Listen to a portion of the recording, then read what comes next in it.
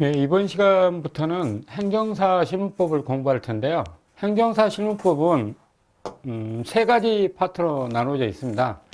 그래서 이제 교재 행정심판법부터 다루는 교재도 있고 비송사건 절차법도 다루는 교재가 있는데 어쨌든 저는 이제 비송사건 절차법 먼저 정리를 하고 그다음에 행정심판법, 그다음에 행정사법 이렇게 나갈 거예요. 그래서 비송사건 절차법하고 그다음에 이제 파트 2가 행정심판법이고요. 그 다음에 세 번째가 행정사법이에요.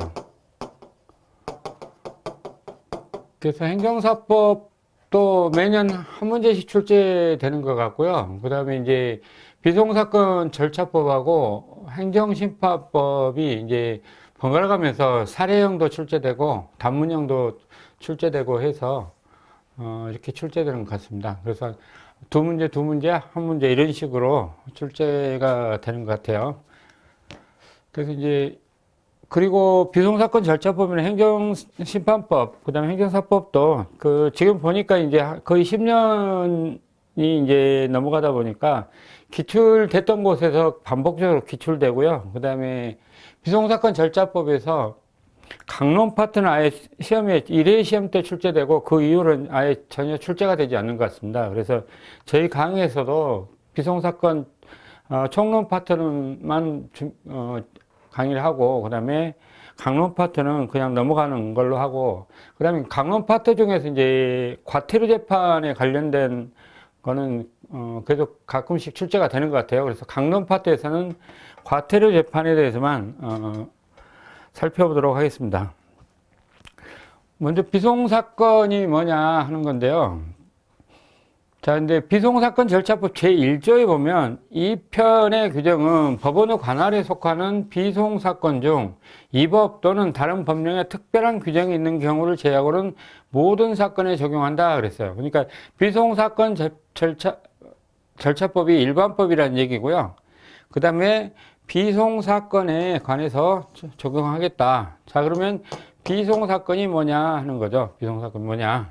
자, 그럼 우리가 이제 많이 들어봤던 게 소송이에요. 소송에는 민사소송도 있고 형사소송도 있는데, 자, 소송은 원고가 피고가 이렇게 서로 권리 주장을 가지고 다툰다. 이렇게 보시면 될 것 같은데, 자, 그래서 비송은 뭐냐. 그러면 소송이 아닌 게 비송이라는 거예요.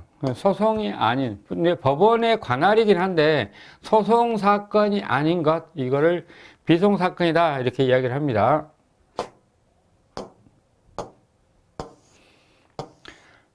자, 그래서 법원의 관할에 속하는 민사 사건 중에 소송 절차에 의하지 않고 처리되는 사건, 이거를 비송 사건이라고 그래요.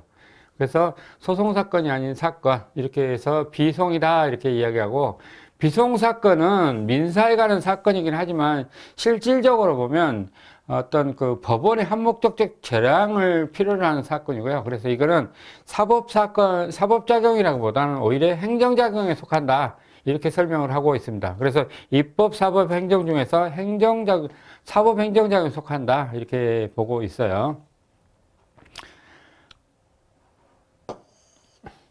자, 그 다음에 비송사건의 종류는 협의의 비송사건이 있고요. 그 다음에 광의의 비송사건이 있습니다. 자, 그래서 비송사건 절차법에 규정되어 있는 거 있잖아요. 민사에 관한 거, 상사비송, 이렇게 비송사건 절차법에 규정되어 있는 거, 이걸 협의의 비송이다. 이렇게 이야기를 하고요.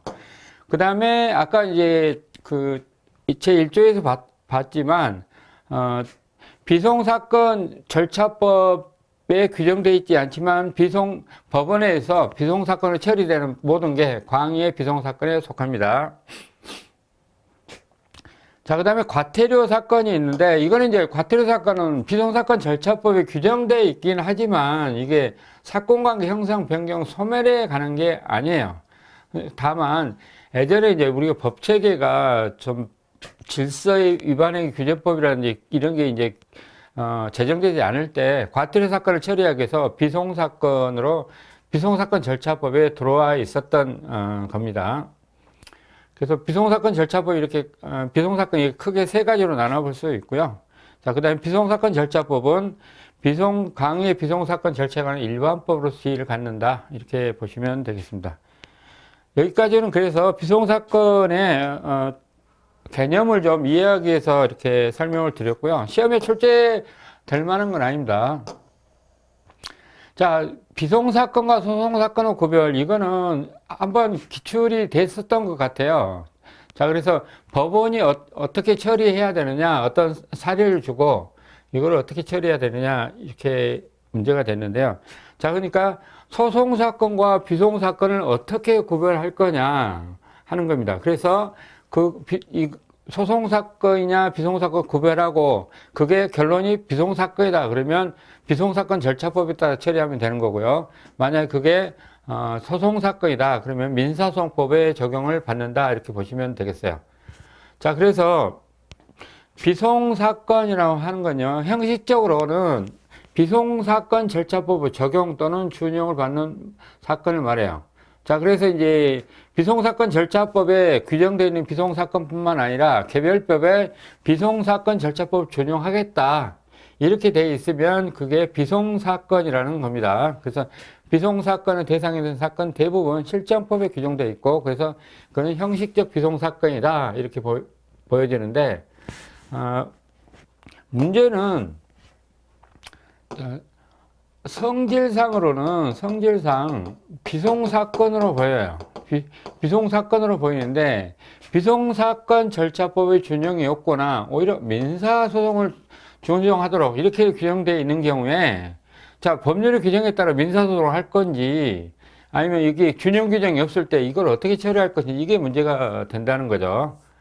자, 그래서 이것과 관련해서 학설이 크게 네 가지로 대립하고 있습니다. 아니, 세 가지로 대립하고 있어요. 그 다음에 판례가 있고요. 자, 먼저 소송사건과 비송사건을 그러니까 A라는 사건이 있다고 해요. 자, 이제 판례에서 나왔던 건 회사 정리 사건이에요. 회사 정리 절차 개시 사건. 자, 이 사건인데, 자, 이거를 소송사건으로 볼 거냐, 비송사건으로 볼 거냐 하는 거예요. 자, 근데 회사 정리법에 보면은 이거를 민사소송을 준용한다 이렇게 되어 있었단 말이에요.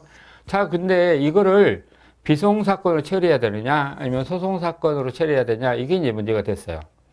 자, 그래서 소송사건이라고 하는 건 사법 질서의 유지 확정을 목적으로 하는 거다. 그게 이제 목적설이에요. 자, 소송사건과 비송사건 목적을 비교하는 겁니다. 그 다음에 비송사건은 질서의 형성을 목적으로 하더라. 그래서 목적이 사법질서의 유지 확정이냐 아니면 질서의 형성이냐 이거에 따라서 구분해야 된다라는 견해고요. 자, 대상설은 소송이라고 하는 것은 원고가 피고에 대한 어떤 권리주장 즉 법적 심판을 대상으로 하는 게 소송이고 자, 그 다음에 비송은